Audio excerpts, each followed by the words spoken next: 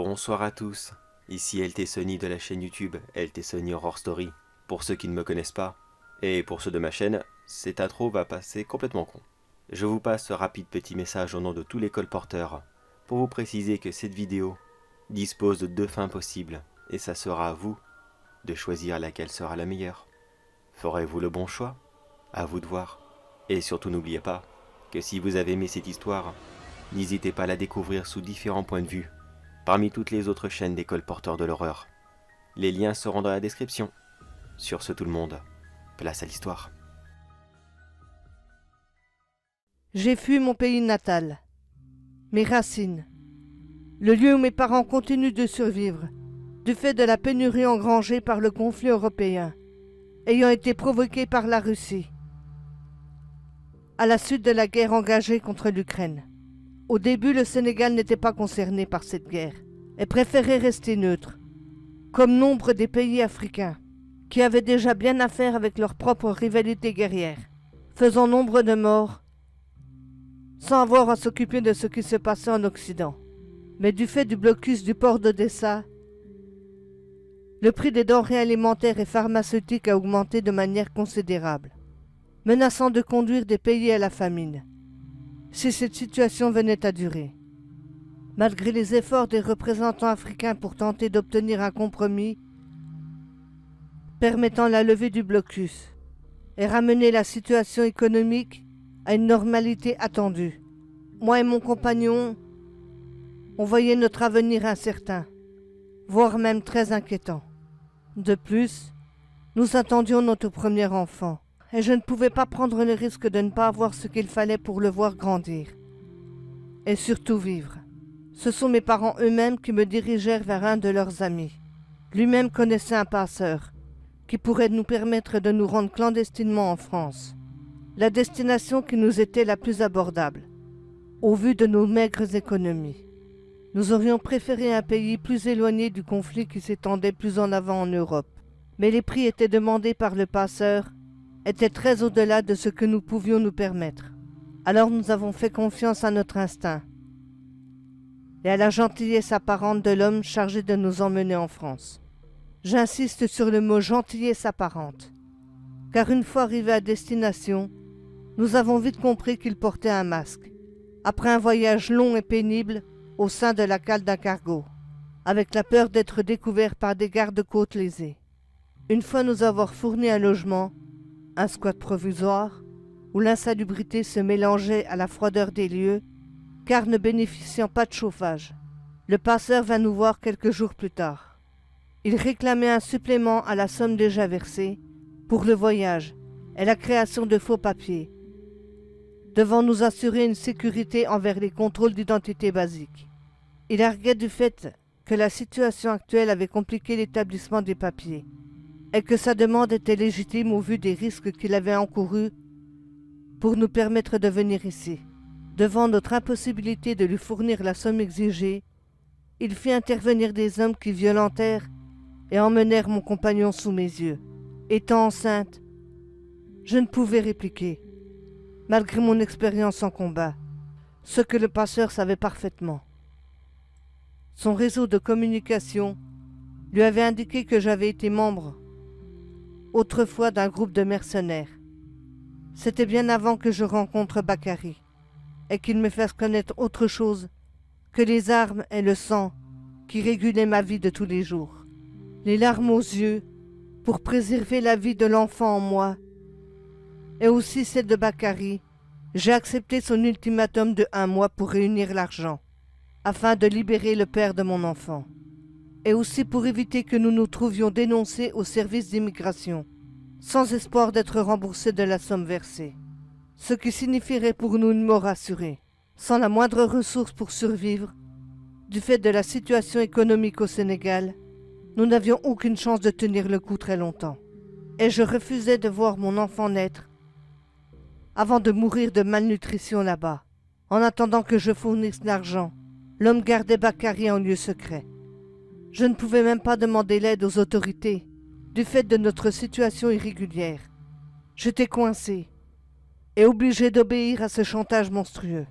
J'ai tenté de me rapprocher de petits commerçants de drogue ou autres trafics sévissant dans l'entourage où je vivais. Mais mon état de femme enceinte refroidissait les trafiquants, jugeant mon apparence trop visible pour la discrétion recherchée par leurs revendeurs.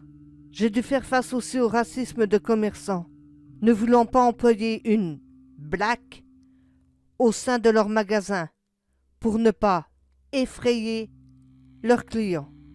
Et j'avais toujours la crainte que l'on me réclame des papiers prouvant ma régularité dans le pays et pouvant faire fuir tout espoir de sauver Bakary et me destinant à être rapatrié au Sénégal, seul et sans moyen de faire venir mon compagnon, et surtout sans argent. La seule solution que j'aurais eue là-bas aurait été de reprendre mon ancienne activité de mercenaire. Mais avec un enfant à charge, c'était inenvisageable.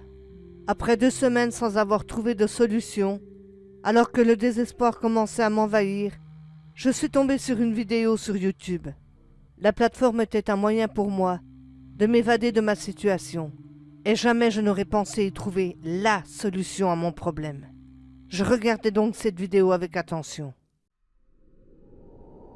Ring around the roses, pocket full of posies, ashes, ashes, we all fall down.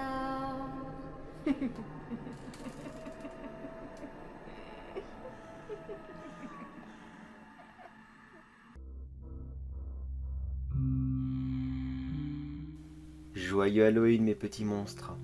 Aujourd'hui on se retrouve pour une vidéo assez spéciale, je l'avoue. Je vais vous expliquer comment réaliser un réel rituel. Non, ce n'est pas une creepypasta habituelle, cette fois-ci c'est réel. Ça peut être très dangereux. Alors, pour tous ceux qui ont un petit doute ou qui n'oseraient pas le faire, eh bien vous pouvez toujours quitter dès maintenant. Petite précision pour ce rituel, il doit obligatoirement se dérouler le jour d'Halloween, c'est-à-dire aujourd'hui, et à un endroit très précis. Pour tous ceux qui seront intéressés, l'adresse se trouvera dans la description de la vidéo. Comme ça, je le dis pas à voix haute, j'aurai pas de problème. J'appellerai personnellement ce rituel le rituel de l'abondance. Car oui, le but du jeu est d'invoquer une créature et de pouvoir obtenir une énorme somme d'argent. Mais attention tout de même, vous vous doutez bien qu'il n'est pas sans risque. Et puis, il est un petit peu compliqué aussi à réaliser. Pour ce faire, vous aurez besoin d'une grosse quantité de sel, une peluche, 5 bougies, de quoi les allumer bien sûr, et de vous armer de courage. La première étape consistera à se rendre à ce lieu, ce qui est en soi déjà très courageux. Ensuite, une fois que vous y serez, vous devrez utiliser le sel pour dessiner un pentacle sur le sol. La taille n'a aucune importance. Placez les bougies à chaque extrémité des pointes. Les bougies non plus n'ont aucune importance niveau du design.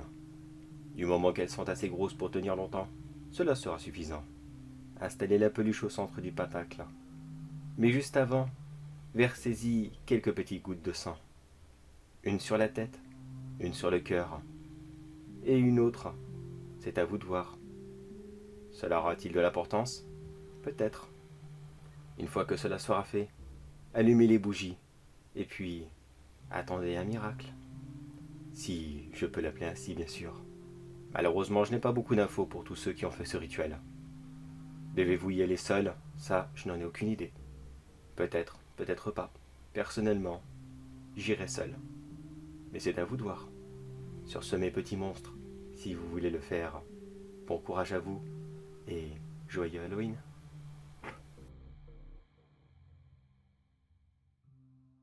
Je l'ai regardé plusieurs fois, notant chaque détail, pour être sûr de ne rien oublier concernant les éléments permettant de réussir à coup sûr.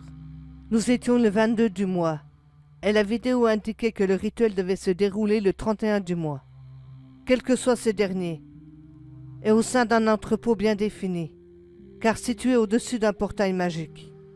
En tout cas, c'est ce qu'il me semblait avoir compris. Le jour dit, je me suis rendu au lieu indiqué par le youtubeur ayant décrit le rituel. J'ai utilisé le temps entre la découverte de la vidéo et le jour où le rituel devait se faire pour réunir les objets nécessaires. Je m'approchais peu à peu, quand je vis cette fille semblant prendre la même direction. Le genre de fille à papa, bien fringuée, parée de chaussures semblant sortir d'un magasin de luxe, et des boucles d'oreilles qui pourraient attirer n'importe quel petit délinquant par leur éclat. Clairement pas de la gnognotte, ces bijoux. Le genre de fille qui n'avait rien à faire dans un endroit aussi malfamé qu'ici, à moins d'avoir la même destination que moi. Elle m'aperçut, et semblant comprendre que je me rendais moi aussi à l'entrepôt. Elle s'approchait et s'adressait à moi.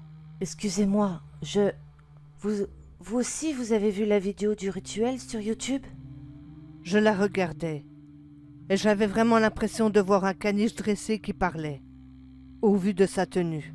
Malgré tout, je gardais en partie pour moi ce qu'elle m'inspirait, et lui demandais si elle était sûre d'avoir le courage nécessaire pour le rituel, indiquant que son allure n'était pas forcément adéquate avec celui d'une invocatrice, rajoutant que je supposais qu'elle avait ses raisons, tout comme moi. Je suis consciente que mon allure n'est sans doute pas très conforme à ce type d'acte. Mais je n'ai pas le choix. Je dois sauver ma famille. Et ce rituel est ma dernière chance d'y parvenir. D'un coup, je changeais presque d'avis sur cette petite chose. Au fond, elle était comme moi, désespérée au point de suivre les directives d'une vidéo YouTube, n'indiquant même pas si ça allait marcher, ni même si la créature allait venir à notre appel.